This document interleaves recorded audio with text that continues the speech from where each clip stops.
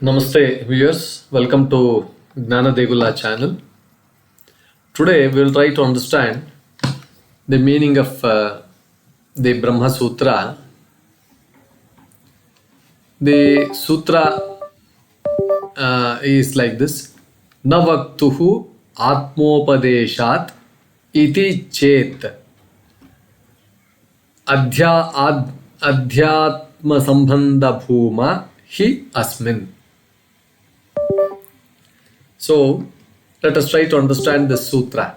Navaktuḥ ātma-upadeśāt iti chet adhyātmasaṁbandhabhūmā hi asmin.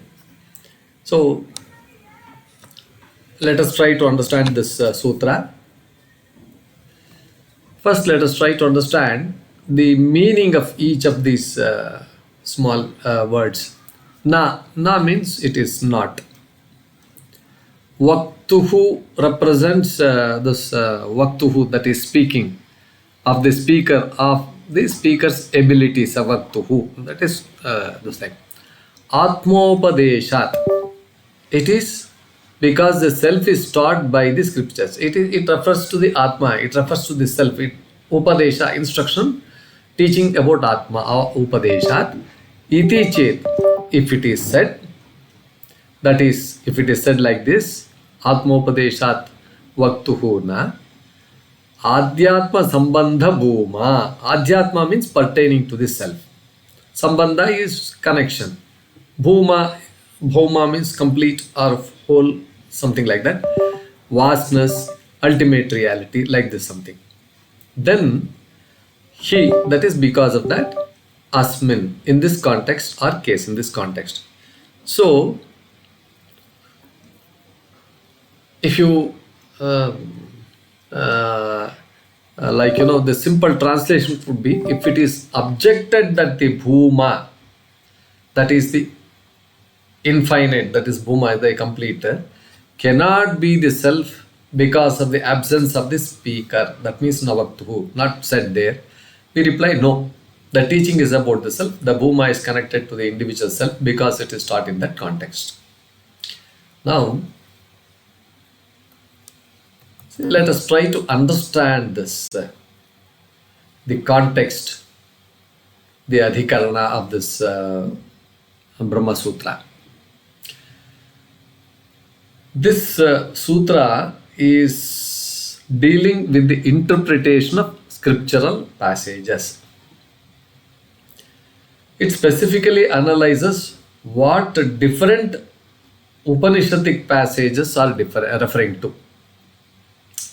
That means in the Chandogya Upaniṣad,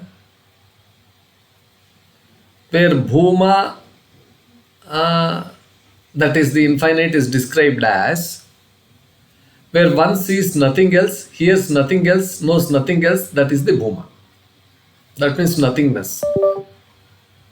A doubt, the Pūrva-pakṣa, arises. Can this Bhuma be the self? Isn't it beyond description and expression? Doesn't its description contradict the possibility of someone teaching it, since there is no speaker in that state at all? Now this sutra responds with yes, Bhuma is the self, because the Upanishadic teaching is in the context of self-knowledge.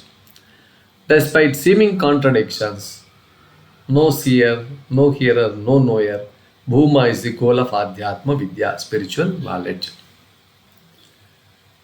So, the interpretations of the Bhashyakaras, Sri Adi Shankaracharya, he comments, Bhuma is indeed the supreme self, not something apart from the Atman. The idea that no speaker exists in Bhuma, it doesn't mean that no teaching is possible. So the teaching is addressed to seekers who are still in the realm of speech, and hence Bhuma is described from this perspective of the seeker. The lack of speech in Bhuma is not literal negation of knowledge, but indication of non-duality. The teaching is possible because Bhuma is taught via negation of dualities, not by positive characteristics. Now, the Visishtadvaita, Sri Ramanujacharya's view is Bhuma is God with attributes, the supreme being who is vast and all-pervading yet personal.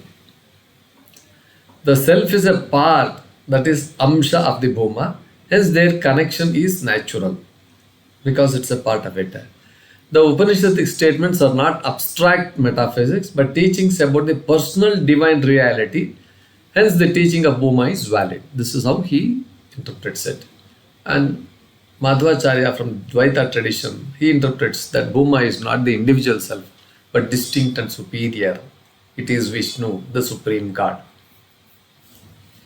So the statement does not mean identity but indicates the supremacy of the Lord, who is different from the Jiva but can be realized by his grace. The teaching is about the Lord, not the individual self. So what is the purpose of this sutra? The sutra serves several key philosophical purposes. First thing is, it clarifies that Bhuma is equal to Brahman, is equal to Atman. It is resolving doubts. Affirms that teaching about the infinite is valid even if the infinite is described as beyond speech. Emphasizes the connection between scriptural context and interpretation. One must look at what's being taught and why. Establishes that non-dual self is the final goal of all Upanishadic teachings, particularly from the Advaita standpoint. So now we can make something like a summary. Sutra is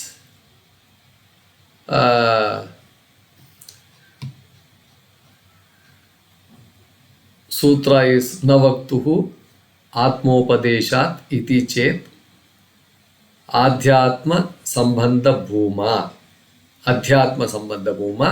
hi asmin. So now objection raised is, how can Bhuma be taught? That is, where there is no speech or teacher, there's nothing Vag, there is nothing, how can it be taught? The reply is because the scriptures teach about self. Bhuma must be connected to it, that should be connected to it.